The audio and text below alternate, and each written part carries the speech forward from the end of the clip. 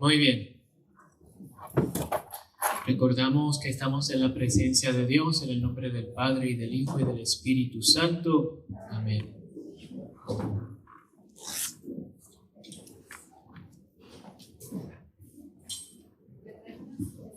Amado y buen Señor, te damos gracias por este día que nos regalas, por continuamente entregártenos en la Santa Eucaristía. Te pedimos, Jesús, que nos acompañes y enciendas nuestros corazones con el fuego de tu amor, para que como María podamos acoger tu palabra plenamente y darla al mundo. Esto te lo pedimos en tu nombre, Señor Jesús, a ti que vives y reinas con el Padre en la unidad del Espíritu Santo y eres Dios por los siglos de los siglos. En nombre del Padre, del Hijo y del Espíritu Santo. Amén. Muy bien. Bueno, mi intención en la conferencia de este día es tratar de darles algunas claves para que estemos más, cuando celebremos la Santa Misa, estemos más conscientes, ¿verdad?, de lo que estamos haciendo y el significado de lo que estamos haciendo, para que la misa sea, toda la misa, lo que se supone que sea, un proceso de preparación para recibir a Jesús en la Santa Comunión. Y claro, estamos en Adviento, que es un tiempo de preparación para recibir a Jesús en la Navidad, ¿sí o no? Entonces, por eso, la Iglesia nos ha invitado en este año a reenfocarnos en la Eucaristía, bien, que es la fuente y el culmen de nuestra vida, ¿bien? Entonces, hay cosas que muchas veces en la misa lo hacemos por costumbre, pero no nos damos cuenta de por qué. Entonces, es mi intención, pues, dar un poco de información y de significado a lo que hacemos, ¿bien? La Santa Misa se divide principalmente en dos partes principales. ¿Alguien sabe cuáles son esas dos partes principales en las que se divide la Santa Misa? Liturgia de la palabra y liturgia de la Eucaristía. La liturgia de la palabra es desde el comienzo de la misa hasta la oración de los fieles. Esa es la liturgia de la palabra. Desde el ofertorio hasta el final de la misa es la liturgia de la Eucaristía. Bien, liturgia de la palabra y liturgia de la Eucaristía. Entonces, ¿cuál es el primer gesto que nosotros como cristianos hacemos en la misa, luego del canto de entrada? La señal de la cruz, ¿verdad? ¿Cómo hacemos la señal de la cruz? En el nombre del Padre, del Hijo, hasta el ombligo abajo, y del Espíritu Santo. Amén. En muchos de nuestros pueblos hacen esto al final. Es algo más, es de costumbre, pero técnicamente es en el nombre del Padre, del Hijo y del Espíritu, con la mano así. En nombre del Padre y del Hijo y del Espíritu Santo. ¿Bien? Yo me acuerdo cuando pequeñito yo también hacía, a ver, ¿verdad? No está mal, bien, pero técnicamente es así. En esa señal de la cruz está todo el misterio del Evangelio resumido en ese solo gesto. Todo el misterio del Evangelio está resumido en ese gesto. ¿Por qué? ¿Qué me puede decir? El misterio de Dios, que es Trinidad, Padre, Hijo y Espíritu Santo, ¿sí o no? Un solo Dios, tres personas. Está también contenido el misterio de la encarnación de Dios que se hace hombre. ¿Cómo? ¿Cómo está presente el misterio de la encarnación cuando hacemos la señal de la cruz? La palabra le dice, la señal de la cruz. ¿Quién murió en la cruz? Jesús, que es Dios hecho hombre. Entonces también está el misterio de la cruz de Cristo, de su pasión y su redención. En ese gesto está contenido el misterio de la Santísima Trinidad, Padre, Hijo y Espíritu Santo, la misma vez la cruz de Cristo. en la cual está contenido el misterio de que Dios se hizo hombre en Jesús y murió en la cruz por nuestra salvación. ¿Bien? ¿Eso tiene sentido? La persona de allá atrás casi no la vio. Estoy aquí tratando de... Bueno. Pero espérate, no puedo mover mucho porque la cámara está ahí. Muy bien. Empezamos con la señal de la cruz, ¿verdad? Entonces, el sacerdote da la bienvenida a la asamblea. ¿Y qué es lo primero que le invita al pueblo a hacer? A pedir perdón por nuestros pecados. ¿Por qué? Eso era una manera un poco pesimista de celebrar, hacer una celebración que se supone que sea gozosa. Porque cuando venimos ante Dios tenemos que reconocer nuestra verdad. ¿Verdad? Tenemos que recordarnos a nosotros mismos la necesidad que tenemos del perdón y de la misericordia de Dios. Si nosotros no vivimos conscientes de esa gran necesidad, no vamos para ningún lado. Como decimos en Puerto Rico, no te vistas, que no vas. ¿Verdad? Porque ¿cómo vamos a recibir la redención de Dios si no estamos conscientes de lo mucho que necesitamos de su perdón y de su misericordia? Y cuando venimos ante el Señor para pedir perdón por nuestros pecados, es un momento donde se supone que sea un breve momento de silencio. Y uno reflexione y examine brevemente la conciencia de uno, ¿verdad? Y de lo que uno se acuerde en el momento, uno lo presenta al Señor, ¿verdad? Y cuando se dice el acto de contrición, yo confieso ante Dios, ¿verdad? Esas oraciones tenemos que hacerlas nuestras. Realmente decirlas con intención, ¿bien? En lugar de como el papagayo, ¿verdad? Que a veces nos ponemos en piloto automático. Yo confieso ante Dios Todopoderoso, ustedes hermanos, que me han dado mucho pensamiento por mi culpa, por mi gran culpa, ¿verdad? Entonces estamos como que, ¿verdad? Pensando en la chimichanga que me voy a comer luego de la misa. Entonces no nos estamos dando cuenta de lo que estamos haciendo, ¿verdad? Pedir perdón ante el Señor. Luego, en ese momento, luego que decimos el acto de contrición, decimos, Señor, ten piedad, Cristo, ten piedad, Señor, ten piedad, ¿verdad? ¿Por qué decimos 3 veces ten piedad? ¿Por qué no 2? ¿Por qué no 5? ¿Por qué no 1? Porque Dios es un Dios trino. ¿Bien? Señor, ten piedad. Cristo, ten piedad. Señor, ten piedad. ¿Bien?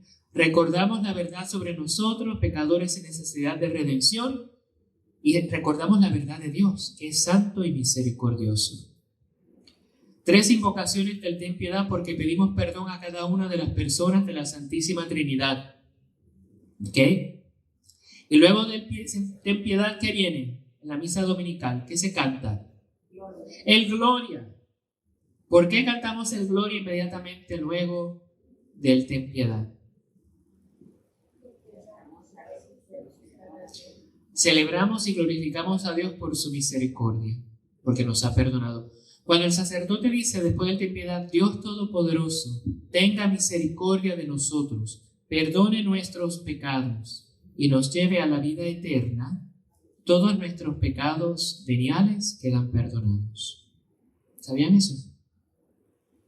Nuestros pecados veniales, si hemos pedido perdón con arrepentimiento sincero y no estábamos pensando en la chimichanga que me voy a comer luego de la misa, nuestros pecados son perdonados. Y por eso cantamos el Gloria, glorificamos a Dios. Miren, en una de las oraciones colecta, la primera oración que dice el sacerdote en la misa, se llama la oración colecta, que no tiene que ver nada con la colecta del dinero que se hace en el ofertorio. En esa oración, hay una oración muy hermosa que dice algo semejante. Dice, oh Señor, tú que muestras tu poder y omnipotencia, más que todo, cuando muestras perdón y misericordia.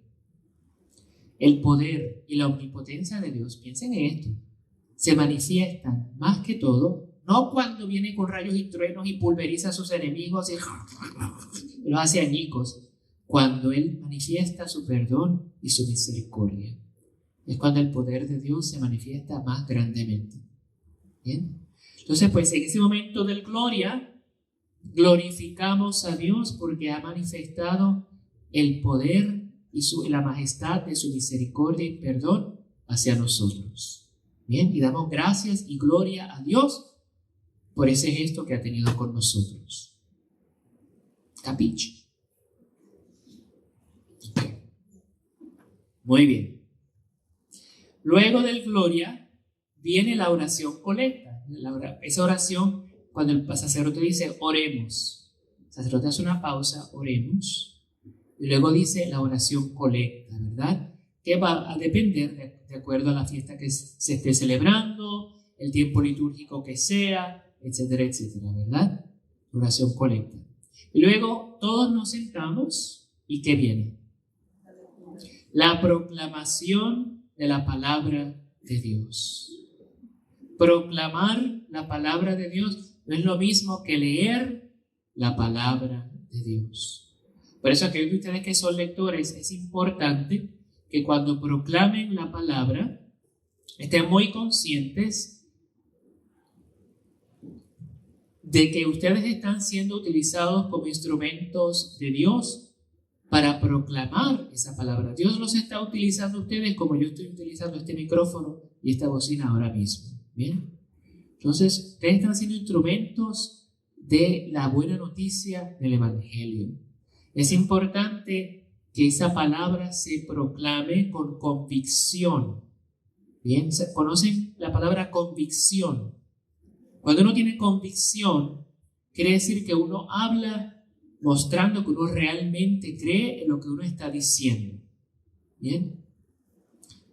Por ejemplo, un lector sin convicción diría, lectura de la primera carta del apóstol San Pablo a los Corintios. Hermanos, alégrense, alégrense. El Señor los ama.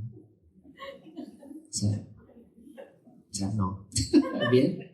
Claro, tampoco queremos hacer lo contrario, el extremo contrario, que es hacer un monólogo. Alégrense, alégrense.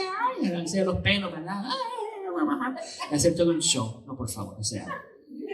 Para eso las telenovelas, ¿verdad? El show de Laura de América, ¿verdad? Mucho drama, ¿verdad? ¿Se acuerdan de Laura de América? Mi abuelita, que en paz descanse, yo me sentaba con ella a ver Laura de América.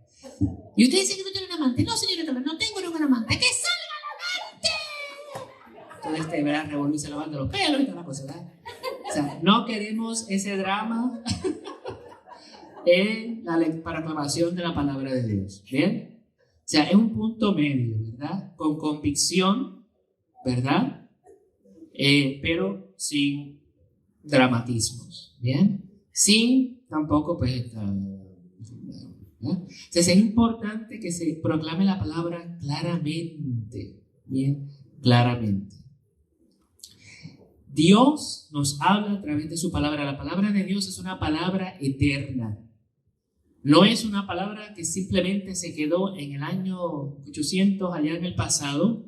No es un mero escrito antiguo que se encontró en las excavaciones de no sé dónde. Bien, es una palabra que nos habla hoy. Yo no sé cuántos de ustedes habrán tenido la experiencia de que están en misa, leen la palabra de Dios y por un momento, ¡pum!, algo dice la palabra que como que te cae, ¿verdad?, como anillo al dedo. Y uno tiene ese momento de convicción, gracias, que uno se da, de momento es como si Dios te estuviera hablando personalmente, ¿verdad? Y como eso te toca de manera particular. Ese es el efecto de la palabra de Dios en nuestras vidas. Tenemos que estar atentos a la proclamación de esa palabra, porque es palabra eterna, que no se queda en el pasado. Bien, es una palabra personal para nosotros. Dios nos habla de manera directa. Se lee la primera lectura, salmo, segunda lectura, cuando es misa de domingo, y luego la proclamación del Evangelio. Se canta el aleluya, la proclamación del Evangelio. Luego de la proclamación del Evangelio, ¿qué viene? La homilía. que es la explicación de la palabra que ha sido proclamada y la aplicación de esa palabra, ¿verdad?, a la realidad de nuestras vidas. Explicación y aplicación de la palabra que ha sido proclamada, ¿verdad?, para la realidad de nuestras vidas. Muy importante, ustedes sabrán mejor que yo, ¿verdad?, que hay homilías. La variedad de homilías es igual que la variedad de sacerdotes, ¿verdad? O sea, de la A hasta la Z. Todos colores, sabores, tamaños y bueno. Entonces, claro, no siempre el sacerdote que está predicando no siempre va a ser de la preferencia de uno, ¿verdad? ¿Qué vamos a hacer, verdad? Como decía mi abuelita, esto fue lo que trajo el barco. Esto fue lo que trajo el barco y no hay más nada. Pero por el hecho de que no sea el estilo que yo prefiero, eso no quiere decir que yo me voy a cerrar, ¿verdad?, a ese mensaje y simplemente a ponerme a ver el celular o a contar los angelitos que están, ¿verdad?, en el altar o lo que sea. Porque Dios muchas veces habla por medio de maestros inesperados. ¿Bien? Santa Teresa de Ávila, ella decía que aunque fuese el peor predicador, ella siempre podía sacarle algo bueno a las homilías. Algo había que ella siempre podía quedarse, ¿verdad?, con eso. Entonces, tengamos también presentes que no necesariamente porque una homilía no me llegue, ¿verdad?, que no me llegó, ¿verdad?, no necesariamente es por defecto del homilista. A veces es defecto del que está escuchando, ¿verdad? Santo Tomás de Aquino decía, lo que se recibe de acuerdo al modo del receptor. Lo que se recibe de acuerdo al modo del receptor. ¿Eso tiene sentido? Estoy dando esta conferencia ahora mismo entre todos ustedes. Cuando salgamos, puede haber personas cuyas vidas fueron por siempre transformadas por este retiro. Y otras que como que, pero fue la misma conferencia, ¿verdad? Porque el efecto varía de acuerdo, ¿verdad?, a la disposición de cada persona, a la historia de cada persona, a las categorías mentales de cada persona, ¿verdad? Es como el agua, se amolda al recipiente, ¿verdad? Si lo he hecho en un recipiente cuadrado, cuadrado. Si en forma de botella, de botella. ¿Bien? Entonces tenemos que tener eso en cuenta, ¿verdad? Que el fruto que dé una homilía tiene que ver tanto con el que la recibe como el que la da, y también con la acción del Espíritu Santo, ¿verdad? Más de una vez me ha pasado, como sacerdote, que yo tengo mi homilía bien preparada, todo eso. Cuando llego a darla, me da un cortocircuito mental y cuando termino digo, ¿qué rayos dije yo? Y yo mismo me entendí. O sea, eso fue como que no tenía ni pies ni cabeza. Y después al final de la misa me dice, padre, esa fue la mejor homilía que había escuchado en mi vida. Y yo como que, nosotros fuimos a la misma misa, estamos en la misma misa, ¿verdad? O lo contrario, ¿verdad? Y dije, ay María, esta homilía, ¿verdad? Nadie dice nada. Y para mí como sacerdote es una buena experiencia porque me recuerda que yo no tiene que ver nada de que, padre Jorge, que ve, que predica tan bonito, que se estudia en España. Esto le pertenece a Dios y es Dios el que hace la obra, ¿verdad? Santa Teresita decía que los dones que nosotros tenemos no nos pertenecen a nosotros privadamente porque no tenemos control absoluto. Dios nos los presta para que los utilicemos en ciertos momentos. Yo no sé si esto les pasa también a ustedes. Por ejemplo, que usted tiene, qué sé yo, el don de cantar. Y hay días que canta precioso y otros días que como que no les sale. ¿Verdad? No siempre sale igual. No quisiera que siempre nos saliera súper bien y no siempre es así. Entonces, así pasa. O sea, Dios nos los presta. ¿Verdad? Y ya. Entonces, es importante que en la homilía nuestra apertura esté ahí, ¿verdad? Y que digan, ay, no es el padre fulano, y ya, como que apagamos, ¿verdad?, el switch. No. Se acaba la homilía, ¿verdad? ¿Y qué viene luego de la homilía? El credo. El credo. ¿Qué es el credo? ¿Qué quiere decir la palabra credo? ¿Qué quiere decir la palabra credo? Creo en latín. Creo, ¿verdad? Creo. Entonces, ¿qué es el credo? ¿Qué es? La reafirmación de lo que creemos. Es un resumen, ¿verdad?, de los fundamentos de nuestra fe cristiana, ¿verdad? ¿Por qué ustedes creen que el credo está justamente luego de la proclamación de la palabra y de la homilía? ¿Por qué no al principio de la misa? ¿Por qué hay? ¿Una confirmación de qué? Es una confirmación de nuestras creencias, pero ¿por qué luego de la proclamación de la palabra y de la homilía? Exactamente. Es nuestra respuesta a lo que acabamos de escuchar, una respuesta de fe. ¿Bien? Una respuesta de fe, creo. Y es importante que cuando digamos el credo una vez más, no lo digamos como únicamente esta es la fórmula que a mí me obligaron a memorizarme cuando daba el catecismo y que la monjita me daba las orejas y no la decía bien, no me pellizcaba, ¿bien? Decirlo con convicción, porque muchos de nuestros hermanos a lo largo de la historia y en el presente también han derramado su sangre por confesar esas verdades. Yo no sé si ustedes conocen la historia de San Pedro de Verona, un fraile dominico, que él era muy buen predicador y estaba convirtiendo muchas personas hacia el cristianismo. Y aquellos que no eran cristianos le tenían mucho odio. Y una vez él iba de viaje y este hombre no creyente lo amenaza y le dice: tú más vale que te calles y no sigas predicando, sino verdad. ¿Saben cuál fue la respuesta de San Pedro de Verona? Empezó a decir el credo. Creo en Dios Padre Todopoderoso. Y el hombre se enoja tanto que le da un machetazo en la cabeza, ¿verdad? Y él lo siguió diciendo el credo hasta que se estaba muriendo, y cuando ya no pudo decirlo, con su misma sangre escribió en el suelo credo. Bien, y murió. Son las verdades de nuestra fe, las verdades de lo que Dios ha hecho por nosotros a lo largo de la historia y continúa haciendo hasta el final de los tiempos. Las verdades de quién Dios es, de lo que Él nos ha revelado de sí mismo y del amor que nos ha revelado en Cristo Jesús. Y es un Dios que es digno de confianza, ¿sí o no? Ustedes saben que el primer pecado de Adán y Eva tuvo que ver mucho con la falta de fe y confianza en Dios.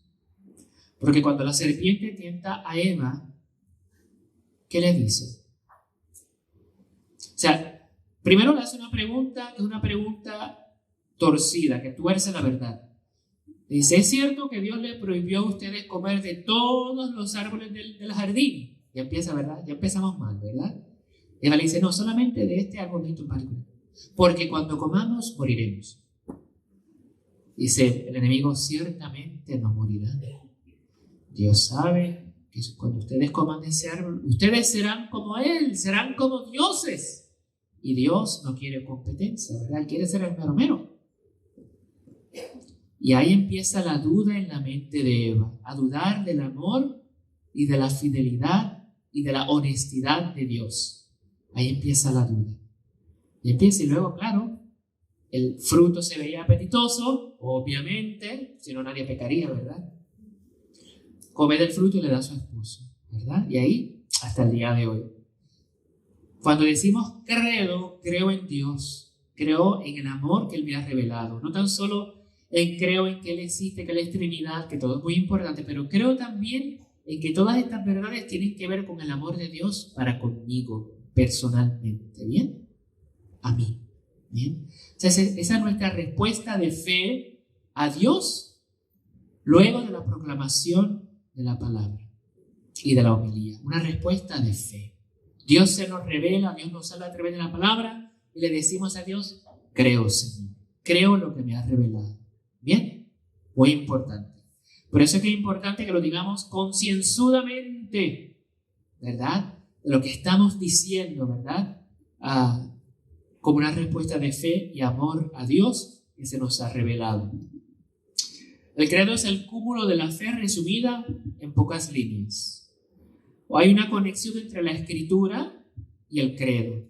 Y esto son palabras de nuestro Papa Emérito Benedicto XVI. Dice, el dogma es interpretación de la escritura.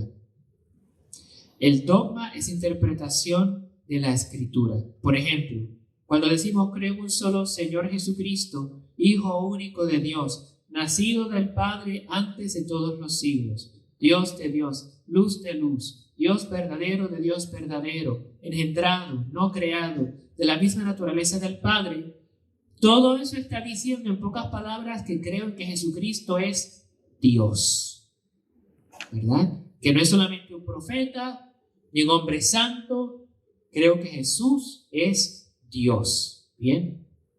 Aceptamos públicamente la fe que ha sido transmitida por los siglos, desde los primeros cristianos hasta el día de hoy, la misma fe de la Iglesia. ¿Algunos de ustedes han tenido oportunidad de ir a Roma? A Roma. Tuve la oportunidad de ir a Roma y yo fui a las catacumbas de San Calixto. Las catacumbas eran los lugares donde los primeros cristianos en Roma se escondían para celebrar la Santa Misa. Porque a los que la agarraban, ¿verdad? A cuchillo, ¿verdad? O se lo echaban a los leones o los ponían, amarraban en una columna y los encendían en fuego para iluminar las calles de noche. Así. Entonces ellos se tienen que esconder en unos lugares subterráneos y hay unas catacumbas. Allí enterraban también a los cristianos, muchos de los mártires. Entonces, cuando yo fui a Roma, tomamos una excursión, un recorrido, y fue bien impresionante para mí porque el darme cuenta que aquellas personas que estaban allí sepultadas son mis hermanos, ¿verdad? Que se jugaron la vida por Jesús. Y para mí fue, ¿verdad? Porque mi fe a mí siempre me la han dado bien fácil, ¿verdad? Una bandejita de plata, bien fácil, ahí está la iglesia, ¿verdad? Y a veces, ay, me duele la cabeza, no voy a misa. Ay, es que tengo que lavar mucha ropa. Ay, es que, ¿verdad? Llegó la comadre, entonces tengo que atender a la comadre. Llega la comadre, qué bueno que llegó, vámonos a misa. Justo a tiempo para que me acompañe a misa, ¿verdad? Vámonos. ¿Verdad? Bien importante. Sin embargo, mis hermanos, ¿verdad? Derramaron su sangre por ir a la Eucaristía, ¿verdad? Entonces, cuando decimos creo, ¿hasta dónde está dispuesta nuestra fe a llegar por Jesús? ¿Bien? ¿Creo o no creo? ¿Bien? Entonces, aceptamos públicamente esta fe. Creemos en lo que Dios nos ha revelado porque Él es digno de confianza. Luego viene del credo, ¿qué viene?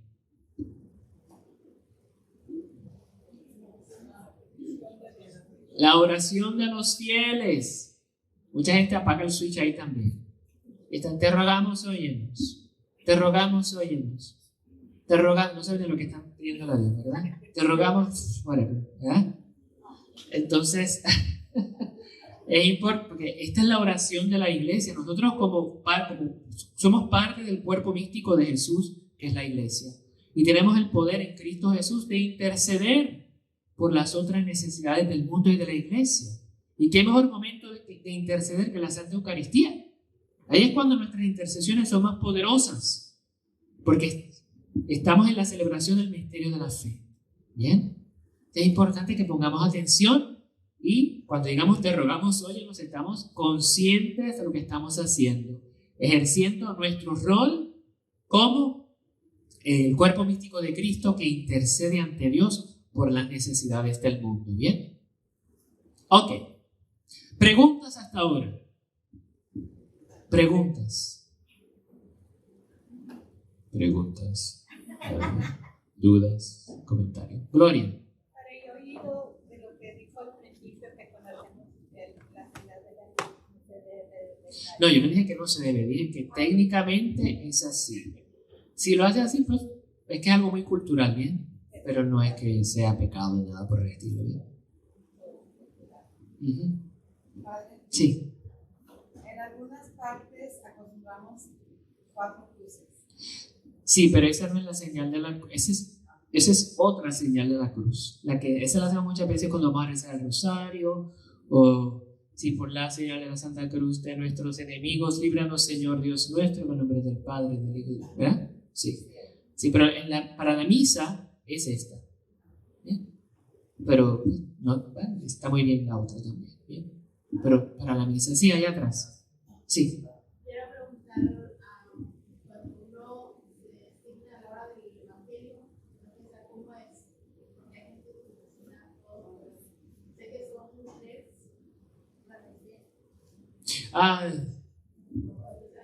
Sí, me quedé en blanco. ¿Cómo es que hacemos? El Señor, lectura del Santo Evangelio según, sí, 3 veces, ¿verdad? Sí, 3 veces. La frente, los labios y el corazón, ¿verdad? La frente para que mi mente esté abierta, ¿verdad? A recibir la palabra, los labios para proclamarla y el corazón para guardarla. Bien, la palabra de Dios. Se me había olvidado eso. Gracias. Sí. La actitud que tiene que tener uno cuando entra uno A la iglesia. Eso a mí me parece Muy importante, sí. Especialmente para nosotros los hispanos. Yo no sé ustedes, pero los puertorriqueños somos gritones y revoltosos. Entonces, tenemos que bajar las revoluciones cuando entramos a la iglesia, ¿verdad? Y darnos cuenta que estamos en un lugar que es sagrado, ¿verdad?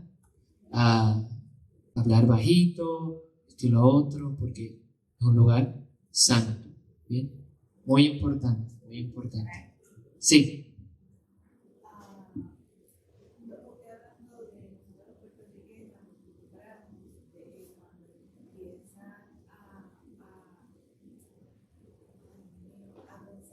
Sí. Nos arrodillamos y después nos paramos,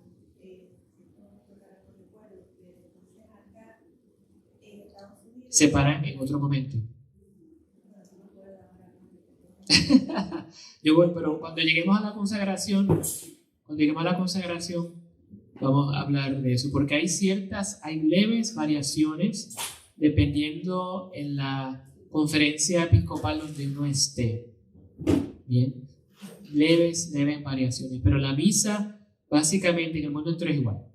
Yo cuando he ido a otros lugares es el mismo formato, bien, el mismo formato, bien. Así que aunque uno no entienda el idioma, uno sabe qué es lo que está sucediendo, bien, porque es el mismo formato, bien. Sí.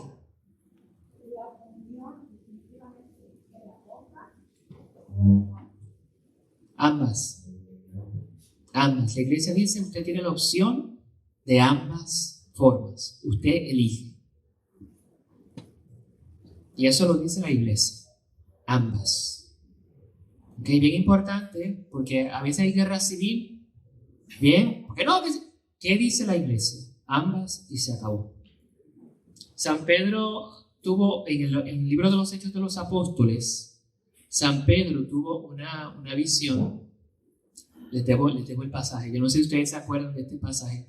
Está San Pedro en oración y él tiene una visión en la que él ve este mantel que baja del cielo y se abre y salen muchos animales, ¿verdad?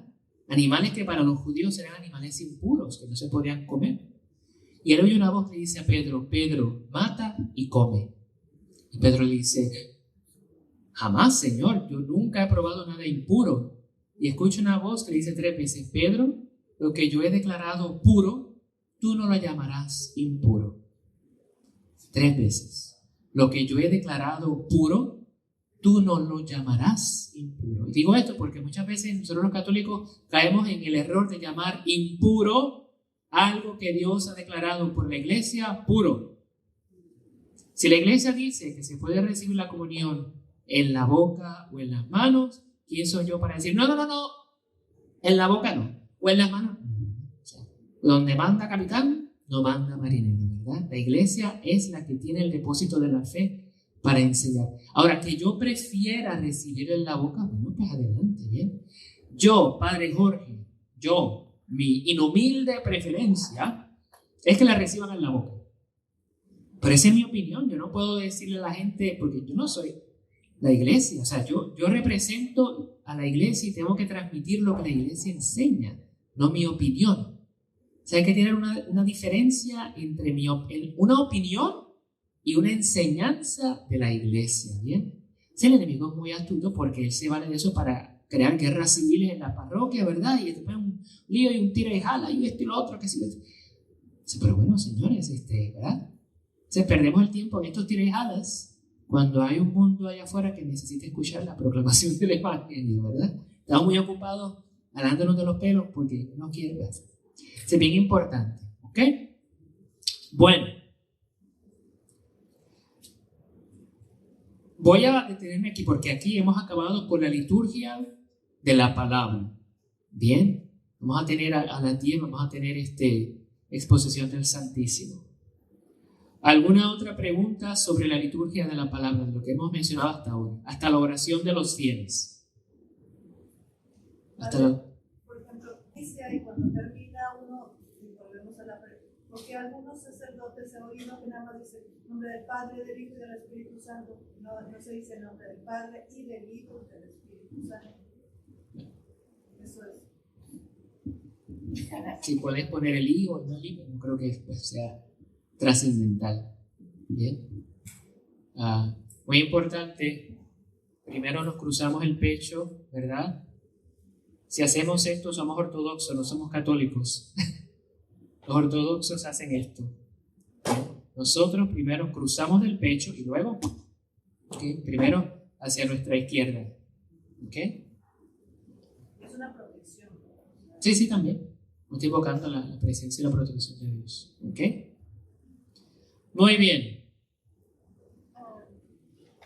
Bueno, es una pregunta diferente, pero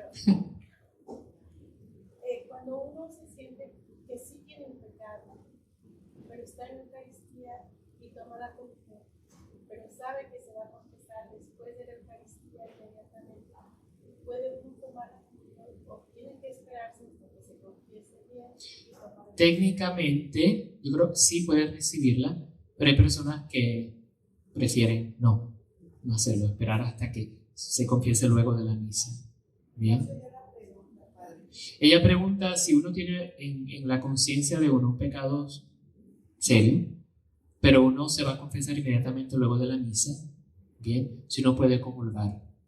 Técnicamente sí, pero hay personas que se sienten más cómodas esperando. Bien. Entonces, ¿bien? Pero eso cuando uno ya sabe que se va a confesar inmediatamente. Bien. No es que tal vez la semana que viene voy a llamar a ver cuándo voy a confesar. No. ¿Bien? ¿Ok?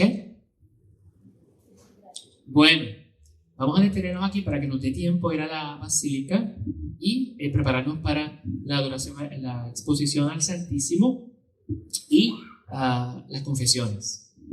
Bien.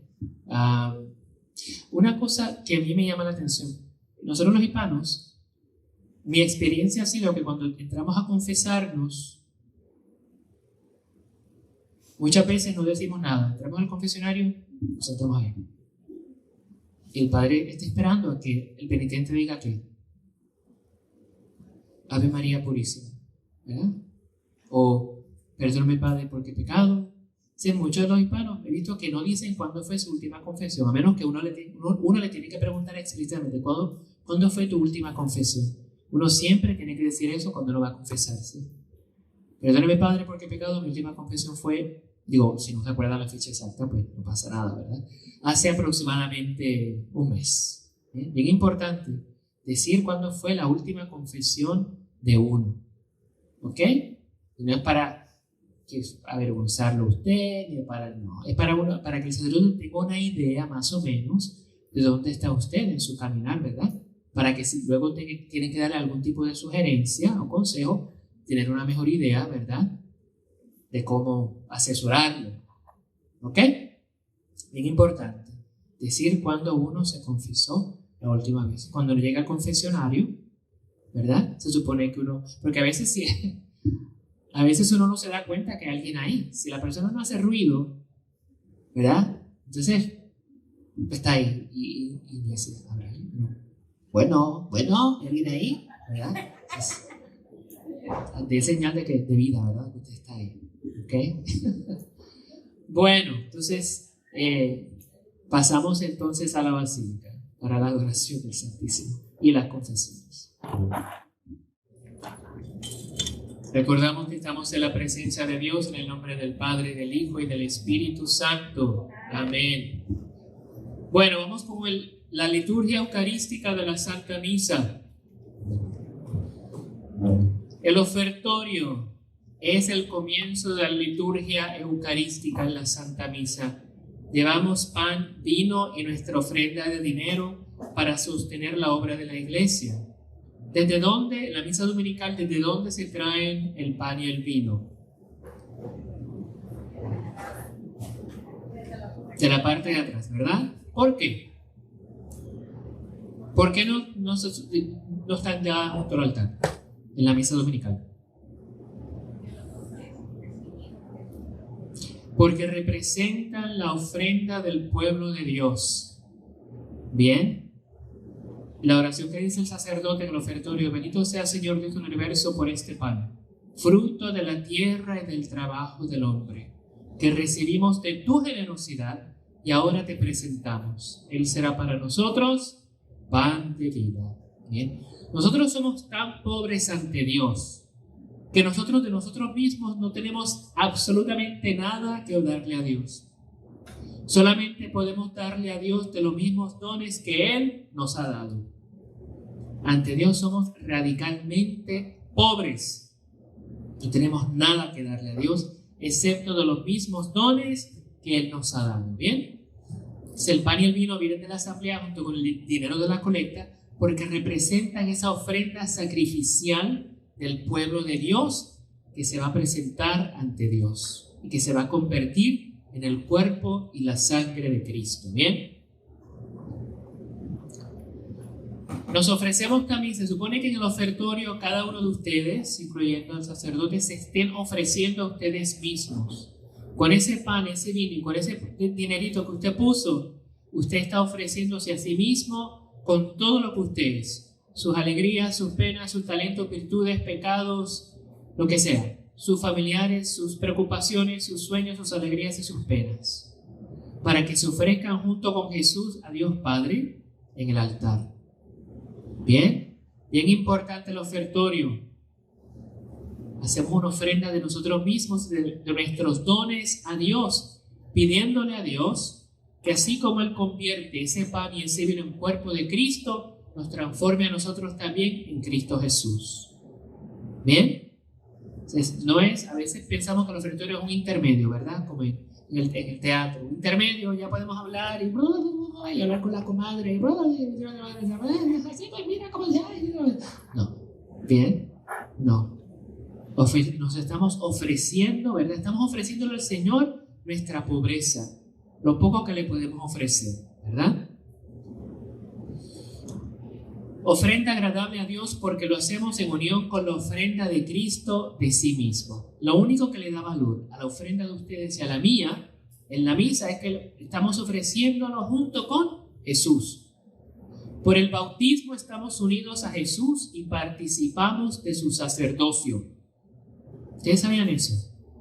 Por el bautismo somos sacerdotes, profetas y reyes. ¿Por qué sacerdotes? No sacerdotes ordenados, sino sacerdotes por el bautismo. ¿Qué es un sacerdote? ¿Quién me puede decir? ¿Cuál es la función de un sacerdote?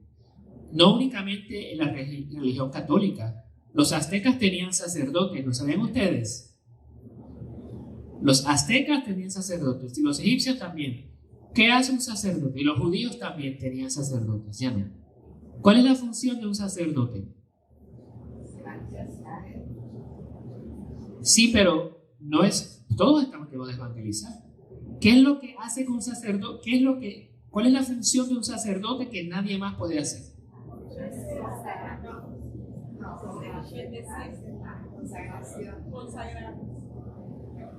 Consagrar. También los sacerdotes aztecas, consagrar. ¿No? ¿Quién lo dijo? Ofrecer sacrificios a Dios de parte del pueblo. Un sacerdote ofrece ante Dios sacrificios de parte del pueblo, suplicando a Dios perdón y misericordia. Los aztecas ofrecían sacrificios humanos y era el sacerdote que, ¿verdad?, hacía el sacrificio. En el tiempo de Abraham, los judíos, en el tiempo de Jesús, los sacerdotes ofrecían que corderos y animales a Dios en el templo, ofreciendo sacrificios a Dios de parte del pueblo, intercediendo por el pueblo, suplicando misericordia de parte de Dios. Entonces, el sacerdote ordenado en la fe católica ofrece, ¿cuál es el sacrificio que ofrezco yo como sacerdote en la misa? ¿Cómo? El cuerpo y la sangre de Cristo Jesús. Cristo es el Cordero de Dios que quita el pecado del mundo. Ese nuevo y definitivo Cordero que se ofrece en sacrificio, que se ofreció en la cruz, ese sacrificio se renueva en cada Eucaristía, real y verdaderamente. En cada misa, ustedes y yo somos llevados realmente a ese momento único en la historia donde Jesús se ofrece en la cruz por nuestros pecados. Eso sucede en la misa, aunque el cantante esté desafinado, aunque el padre hable así, aunque lo que sea, aunque no se le entienda nada, aunque huela mal, lo que sea. Allí está el sacrificio de Cristo. Todos nosotros somos llevados espiritualmente a ese momento real donde Jesús se ofrece por nosotros en la cruz. Ustedes como bautizados pueden, aunque no son sacerdotes ordenados, tienen la capacidad en el momento de la misa especialmente de ofrecerse ustedes, ofrecer todo lo que es la realidad de la vida de ustedes sobre el altar en el momento del ofertorio. Porque ustedes participan del sacerdocio de Cristo por el mérito de su bautismo. ¿Tiene sentido? ¿Capiche? ¿Bien? Ok, bien importante. Todas las obras de los laicos, oraciones, tareas apostólicas, vida conyugal y familiar, el trabajo diario, el descanso espiritual y corporal, todo ello se convierte en sacrificios espirituales agradables a Dios por Jesucristo, que los laicos ofrecen con toda piedad a Dios Padre en la celebración de la Eucaristía, uniéndolos a la ofrenda del cuerpo y la sangre de Cristo. De esta manera, también los laicos, como adoradores, que en todas partes llevan una conducta santa, consagran el mundo mismo a Dios. ¿Captaron eso? Muy bien. Toda la realidad de la vida de ustedes se ha de ofrecerse en la misa, en el momento del ofertorio, junto con el cuerpo y la sangre de Cristo. ¿Bien? Así que es importante que interiormente, cuando está sucediendo el ofertorio en la misa, se está llevando el pan y el vino, se está preparando el altar, ustedes espiritualmente están poniendo también sobre el altar toda la realidad de sus vidas. ¿Bien? Para que se ofrezca a Dios junto con el cuerpo y la sangre de Cristo. Sí. En ese momento también nosotros estamos ofreciendo por altar. También, en ese momento se puede obviamente ofrecer y poner sobre el altar sus seres queridos, ese hijo que es suyo, que es cabezón, que no quiere ir a misa, todo eso, ¿verdad? Todo eso. Yo estoy seguro que aquí nadie tiene un hijo cabezón que no quiere ir a misa. Eso es en otras familias, ¿verdad? Eso no pasa en el Little Flower, ¿verdad? No. Muy bien. Cuando el sacerdote está preparando el altar, hay una parte cuando él echa el vino en el cáliz, ¿qué le añade el sacerdote al vino? ¿Por qué? ¿Ah? ¿Cómo? Cuando Jesús está en la cruz y le abren el costado, ¿qué sale? Sangre y agua. No agua solamente, sangre y agua. El sacerdote dice en silencio esta oración cuando le está echando el agüita. Dice, el agua unida al vino sea signo de nuestra participación en la vida divina, la vida de Dios, de quien ha querido compartir nuestra condición humana. O sea, es símbolo también de nuestra unión. Nosotros somos el agua en la realidad de Dios, el vino, ¿verdad? Se evoca la unión de la naturaleza divina de Cristo con la humana. Cristo es a la vez hombre y Dios. La sangre y el agua del costado de Cristo crucificado también se simboliza en este gesto. En la unión de nuestros dones humanos e imperfectos, el agua, con el don perfecto que Jesús hace de sí mismo, el vino. Y luego el sacerdote dice, el Señor esté con ustedes. Y usted dice, y el sacerdote dice, levantemos el corazón. ¿Qué dice el sacerdote que levante? ¿Qué dice el sacerdote que levanten ustedes? El corazón, no las manos.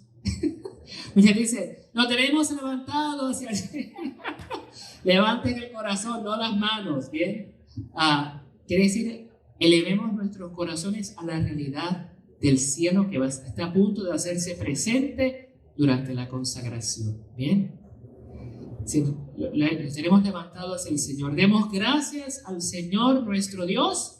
Es justo y necesario, ¿verdad? Y ahí empieza la parte de la misa que se le llama el prefacio.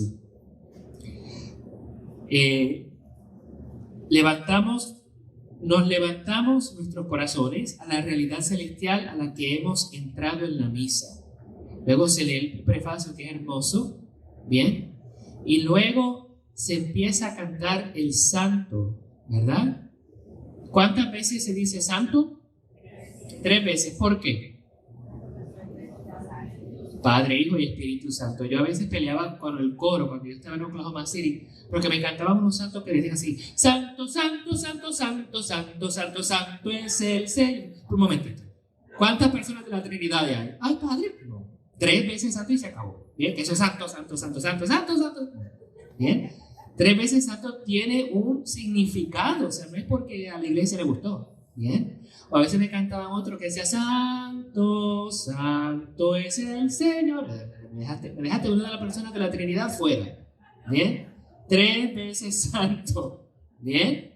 Entonces, en ese santo, estamos rodeados de los ángeles y santos en el cielo cantando y declarando ante el trono de Dios que Él es 3 veces santo. Comienza con la triple alabanza. Santo, santo, santo. Es una desbordante alabanza, una declaración fuerte y poderosa. Este trisagio aparece 2 veces en las Escrituras. Primero en el libro de Isaías, capítulo 6, cuando Isaías tiene una visión de Dios y ve que los ángeles están cantando en el cielo, santo, santo, santo. ¿Bien? Y también en el libro del Apocalipsis, también una visión celestial, en el cual todo el mundo en el cielo canta y declara a Dios santo 3 veces. Luego decimos, Señor Dios del universo. Es una expresión que resulta un poco difícil de entender. En latín es una palabra tomada del hebreo. Casi siempre tiene tonos militares. Podríamos decir que significa santo Dios de los ejércitos.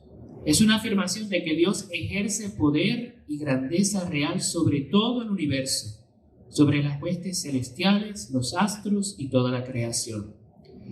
Llenos están el cielo y la tierra de tu gloria. Esto se puede interpretar como una descripción geográfica, el cielo y este planeta, cielo y tierra. La gloria de Dios llena la tierra ahora y llena el cielo ahora y por siempre. Luego que se canta el santo, ¿qué hacemos todos? Digo, excepto el sacerdote. Nos arrodillamos. ¿Por qué? ¿Por qué en ese momento nos arrodillamos? Que es cuando a veces en las florecitas se escucha ¿verdad? Es una estampida de mamut está corriendo por el pasillo. ¿Por qué nos arrodillamos? Porque está a punto de hacerse presente Cristo en su cuerpo, sangre, alma y divinidad. Y aunque nosotros no lo podemos ver, la iglesia está llena de la presencia de los ángeles y los santos, con rostros cubiertos y rostros en el suelo, ¿verdad? Porque Dios una vez más va a cometer la locura presente en la apariencia pobre y simple de pan y vino, para tratar de convencernos de que Él realmente nos ama, para tratar de convencernos una vez más de que no estamos solos y que Dios está con nosotros y que se nos da para que literalmente nos lo comamos y esté totalmente unidos a nosotros, ¿bien? Nos arrodillamos imitando el gesto de los ángeles y los santos en el cielo. Aquí es donde se dice lo que se le llama la plegaria eucarística o la anáfora, plegaria eucarística. Y hay varias, ¿verdad? El sacerdote elige cuál quiere usar. Hay 4 plegarias eucarísticas principales y luego otras que se pueden utilizar para diferentes ocasiones. El sacerdote extiende sus manos sobre el pan y el vino. ¿Y qué hace? ¿A quién le ora el sacerdote en ese momento? ¿Al Padre, al Hijo o al Espíritu Santo? Ok. Alce la mano lo que dicen al Padre. Alce la mano lo que dicen al Hijo. Alce la mano lo que dicen al Espíritu Santo. Ganaron lo que dijeron al Padre.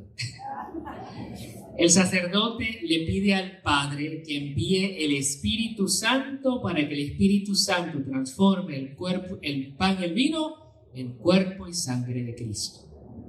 ¿Ok? Le pide al Padre que envíe el Espíritu Santo para que el Espíritu Santo transforme el pan y el vino en cuerpo y sangre de Cristo. Entonces viene la narración de la institución de la Eucaristía. El sacerdote narra los gestos y las palabras que Jesús hizo en la última cena. Y una vez más estamos presentes realmente en el momento de la última cena, tomando el lugar de los apóstoles alrededor de la mesa. ¿Bien? Padre, perdón, en ese momento, cuando está la consagración, ¿qué es lo que se recomienda a la asamblea, que somos nosotros? A veces, una vez lo pregunté, pero me dijeron que no es llenar de peticiones a Dios, sino que es que en ese momento que se escuchar, porque Jesús te está hablando. Sí, total silencio. Jesús te está diciendo, tomen y coman todos de Él. Te está hablando a ti. Bien. Hay personas, cuando yo estaba en España, había viejitas que iban a la misa diaria, que se ponían a decir las palabras del sacerdote, ellas también, como si ellas fueran sacerdotes que estuvieran concelebrando. Y les decíamos, doñita, no digo, usted tiene que escuchar porque Jesús está hablando a través del sacerdote a usted, ¿bien? Pero ellas, como iban a misa todos los días, se sabían la plegaria eucarística de memoria, ¿bien? O sea, una vez se los decíamos, pero pues las viejitas, había viejitas que son viejitas, pero son, ¿verdad? Entonces, me dio mucha gracia porque había una señora que estaba con su mamá ya mayorcita y su mamá era una de las que pues, concelebraban con el sacerdote, ¿verdad? Entonces yo lo decía al principio de la misa, por favor, no digan. Y cuando llega el momento de la consagración, yo escuchaba que la viejita, tomen y coman todos. Y la hija, mamá, que no diga eso. ¿Qué? Que no diga eso, que dice el padre. ¿Y para qué vengo a misa? Entonces, ¿para qué? Bueno, ok, está bien, no vamos a quedar de algo. De nada, esa parte escuchamos. Jesús nos está hablando realmente a nosotros. Ya no es el sacerdote, Cristo Jesús hablando a través del sacerdote realmente. No puedo enfatizar eso lo suficiente. Real y verdaderamente Cristo está presente. No es un símbolo, presente en el sacerdote, hablándonos y diciéndonos a nosotros de manera personal. Tomen y coman todos de él, porque esto es mi cuerpo que será entregado por ustedes. ¿Bien? Por ustedes. El Espíritu Santo, entonces, cuando el sacerdote extiende las manos e invoca al Espíritu Santo del Padre, se le llama epíclesis. O sea, el sacerdote hace la narración de la institución. El Espíritu y la palabra transforman el pan y el vino en cuerpo y sangre, alma y divinidad de Cristo. El sacerdote relata el drama de la última cena. Cristo verdaderamente habla en y a través del sacerdote ya que Cristo es el celebrante principal de la misa. Aunque el sacerdote sea Hitler, aunque sea lo peor de lo peor, Cristo se hace presente a través de las palabras del sacerdote. Bien, en atención a ustedes. Por amor a ustedes, Jesús está dispuesto a ignorar que el sacerdote sea el peor ser humano sobre la faz de la tierra y se hace presente en amor, por amor a su iglesia. Bien. Y sucede lo que le llamamos la transustanciación. Palabra de vocabulario de hoy, transustanciación. Repitan después de mí, transustanciación. Quiere decir cambio de sustancia. Transustanciación. Transustanciación. Transustanciación. Cambio de sustancia. Se lo explico de la siguiente manera. Si yo agarro una silla de madera, si yo agarro este podio de madera, ¿qué es eso? Un podio, ¿verdad? ¿Qué es un podio? Si yo lo pinto de blanco, ¿qué es? Un podio. Si le añado guirnaldas, ¿qué es? Un podio. Esos son cambios accidentales, porque no cambian la sustancia de lo que el objeto es. ¿Eso está claro? Un cambio accidental porque no cambian la sustancia de lo que eso es. Si yo lo quemo y queda hecho cenizas, ¿qué es? Cenizas. Ahí ya cambió la sustancia de lo que eso es. Entonces, un cambio accidental no cambia la sustancia de lo que el objeto es. Un cambio sustancial cambia lo que el objeto es. ¿Okay? En la consagración, los accidentes de algo, los accidentes son las características que pueden cambiar sin que cambie lo que el objeto es. El color, la textura, son cambios accidentales, ¿verdad? En la consagración, es el único evento en la historia donde los accidentes, la apariencia del objeto cambia, pero la sustancia, los accidentes permanecen, la apariencia, pero lo que el objeto es, cambia, la sustancia. ¿Eso está claro? El único caso en la historia del universo donde los accidentes, la apariencia del objeto permanece, pero la sustancia, lo que es, cambia. Por eso es transustanciación, cambio de sustancia. Sin que las apariencias o los accidentes cambien, cambia la sustancia de lo que es. ¿Eso está claro? El único evento conocido en el universo donde sucede eso. ¿Bien?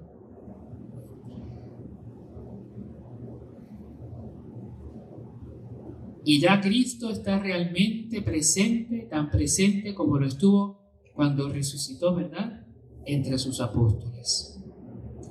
Luego viene el memorial. Este es el sacramento de nuestra fe. Y decimos, una de las respuestas es, cada vez que comemos de este pan y bebemos de este cáliz, anunciamos tu muerte, Señor, hasta que vuelvas.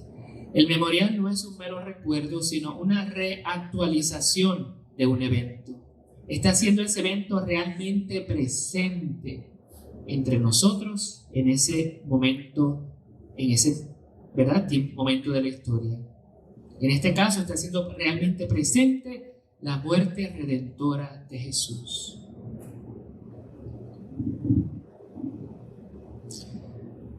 Luego parte de la plegaria eucarística que dice el sacerdote, dice varias intercesiones, ¿verdad? El sacerdote empieza a orar al Padre con Jesús por los vivos y los difuntos, ¿verdad?, por la iglesia, por el mundo entero, por la paz.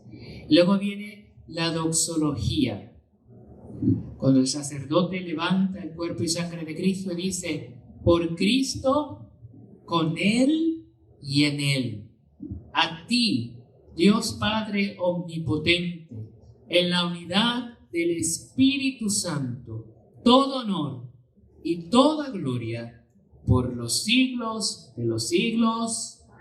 Bien. Entonces, esa doxología usted también, como laico, tiene que... Todas nuestras vidas imperfectas, todos nuestros errores, los ponemos ahí para que en Cristo sean perfeccionados y seamos una ofrenda agradable a Dios porque estamos unidos a Cristo Jesús. Bien. Y el pueblo dice, amén, así sea, así es. Bien. Muy hermosa esa parte de la doxología. Se supone que el amén sea un amén con convicción, ¿verdad? Que se cante el amén. De hecho, se le llama el gran amén. Bien, es como un punto culminante, ¿verdad? Luego rezamos el Padre Nuestro, porque por medio de la redención de Cristo que celebramos en la misa, es que realmente somos hijos de Dios, hijos amados de Dios. Podemos por eso llamar Padre a Dios, algo que ni tan siquiera los ángeles pueden hacer. Nosotros podemos llamar a Dios Padre, los ángeles no. ¿Por qué? ¿Dios se hizo hombre o se hizo ángel? Se hizo hombre. Él asumió nuestra naturaleza humana. Él no asumió la naturaleza de los ángeles, asumió la naturaleza humana. Por eso nuestra relación con Dios es más cercana que la relación de los ángeles. Bien. Por eso podemos llamarle Padre. Cuando recemos el Padre Nuestro, ese es el Padre Nuestro más poderoso que podemos decir. El Padre Nuestro que se dice en la Santa Eucaristía. Porque está Cristo en el altar, estamos llamando a Dios Padre, ¿verdad? En nombre de Jesucristo, que está presente. Luego se canta el Cordero, ¿verdad? Y decimos, ¿por qué decimos Cordero de Dios? ¿Quién es el Cordero de Dios? ¿Por qué? ¿Por qué le llamamos Cordero de Dios a Jesús? En el Antiguo Testamento, ¿qué se ofrecía de sacrificio a Dios? Corderos. Y Jesús vino a tomar el lugar de esos corderos para hacer el verdadero sacrificio agradable a Dios. Bien. Son las palabras de San Juan el Bautista, ¿verdad? Cuando él ve a Jesús, dice, he ahí el Cordero de Dios que quita el pecado del mundo. Bien. Es una referencia al sacrificio pascual del Antiguo Testamento, ahora perfeccionado en Jesús. Luego viene el momento de la comunión. Es un momento en que entramos en unión nupcial con Cristo. ¿Qué es nupcial? Matrimonio. De matrimonio. Tan, tan, tan. ¿Sabían eso? Cuando ustedes van a una boda, ¿qué sucede en el sacramento del matrimonio? Yo, fulano, te recibo a ti, fulano, como esposa y me entrego a ti, ¿verdad? Hay un don mutuo y una unión de cuerpos y almas, ¿sí o no? Eso no es lo que sucede cuando recibimos la comunión. Bien, Jesús viene a decirnos, yo, Jesús, te recibo a ti, fulano o fulana, y me entrego a ti. Bien, esa unión de cuerpo y de alma con Cristo Jesús. En Él nos unimos también con toda la iglesia, militante, purgante y triunfante. Tengo un buen amigo que ya Papito Dios lo llamó al cielo, se llamaba Daniel, y cada vez que nos escribíamos, nos mensajeábamos, nos decíamos, nos despedíamos diciéndonos, nos vemos en la Eucaristía. Bien, aunque él estaba en Puerto Rico y acá, nos vemos en la Eucaristía. ¿Por qué? Cuando celebramos la Eucaristía, especialmente cuando recibimos la Santa Comunión, estamos en unión real con toda la iglesia, triunfante, purgante y militante. Esos son los tres niveles de la iglesia. ¿Sabían eso? La iglesia triunfante, ¿cuál es? El cielo. Todos los miembros de la iglesia que ya están en el cielo. La iglesia purgante no es lo que uno se toma cuando está, ¿verdad? No es un purgante que uno se toma, ¿verdad? Es eso. ¿Cuál es la iglesia purgante? El purgatorio. Los miembros de la iglesia que están en el purgatorio. La iglesia militante, nosotros que estamos batallando todavía aquí, ¿verdad? Cuando estamos en la Santa Misa, especialmente en el momento de la comunión, entramos en una unión real, no solamente con Cristo Jesús, sino con toda la iglesia, incluyendo a los seres que amamos que ya han pasado a la eternidad, real y verdaderamente. Es el momento cuando los tenemos más cerca, aunque no los podamos ver ni escuchar. Muy, muy, muy importante. Y oramos cuando recibimos a Jesús para que seamos transformados en aquel que recibimos, que seamos transformados en Cristo Jesús. Que por obra del Espíritu Santo, así como ese pan y ese vino se transformaron en Cristo, que nosotros seamos transformados en Cristo Jesús. Por eso es importante permanecer en actitud de recogimiento, atención callada y amorosa de agradecimiento. En ese momento, cuando yo estaba en Dallas, fui una vez a una parroquia a celebrar misa, que tuve que darle un regaño. Cuando la comunión, y todo el mundo hablando como si fuera ese. Y digo, oye, ¿y qué pasa? ¿Que se acabó la misa? ¿Qué está hablando con el compadre o la comadre? Usted tiene a Cristo dentro. ¿Qué usted está haciendo? Momento sacratísimo, el momento culmen de la misa, y usted está hablando de qué sé yo qué, de que la comadre puso en el Facebook de que va para yo no sé. San Juan de la Cruz dice que el lenguaje que Dios entiende mejor es el lenguaje del callado amor. A veces ese momento no es para estar ni tan siquiera, Señor, yo pido por esto. Ok.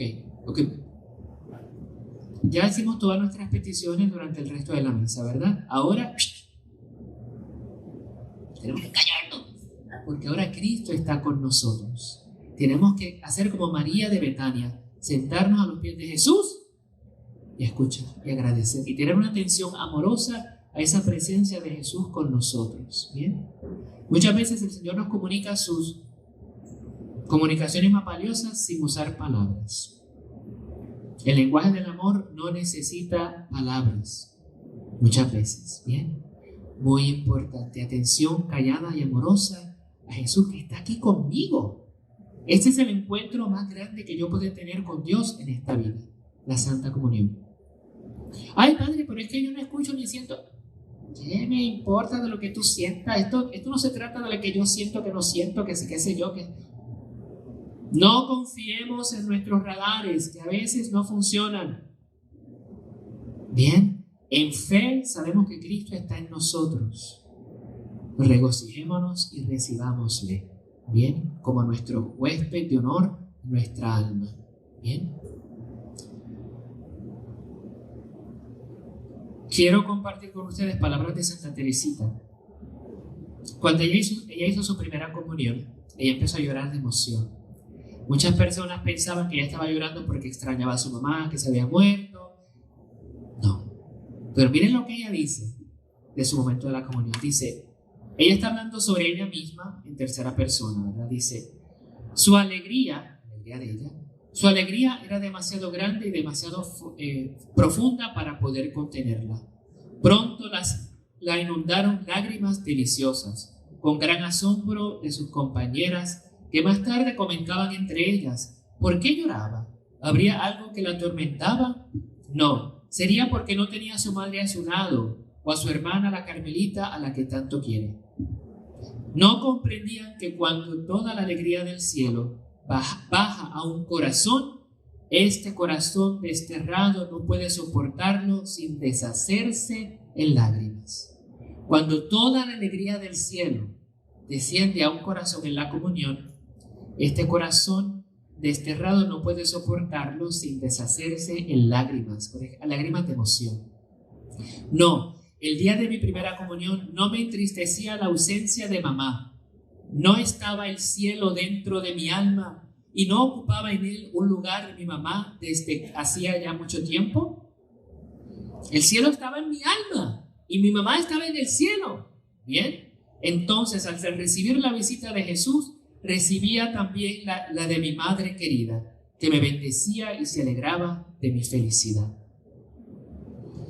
Ella sintió la presencia de su mamá difunta al recibir su primera comunión, porque ella recibió al cielo entero al recibir a Jesús en la comunión. Y su mamá estaba allí. Bien, así que recuerden eso, donde reciban la comunión. Luego de la comunión, un momento de silencio. Se escucha el canto, se supone que hay un momento de silencio. Luego la oración después de la comunión, en la cual el sacerdote pide a Dios que la Eucaristía celebrada dé fruto en la vida de los presentes. Bien, que no se quede en la misa, sino que ahora lo que hemos recibido y celebrado dé frutos reales y visibles en nuestra vida. Que nosotros seamos Eucaristía también, que se ofrece a Dios por el bien de los demás. Bien, que seamos Eucaristía. Bien, entonces, que toda la celebración de la Santa Misa sea como un tiempo de Adviento, en el que nos preparamos para esa llegada de Cristo en la comunión y estemos totalmente sumergidos en ese misterio que se está celebrando. Un misterio que jamás podemos comprender en esta vida. Bien, Jesús, Dios, en su locura de amor, ha querido permanecer entre nosotros hasta el final de la historia. Deja ver si me da tiempo a compartir con ustedes. Creo que va a tomar un tiempo buscarlo y tal vez no me dé tiempo, pero bueno.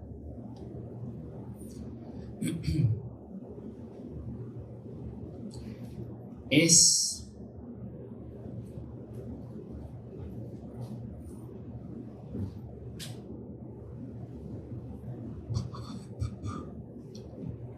un testimonio de una persona que tuvo una experiencia eucarística sobrenatural durante una exposición del Santísimo. Y lo que me interesa, que ella dice más que lo que pasó, es lo que ella dice luego. Déjame ver si me da tiempo. Hola, mis hermanitos del alma.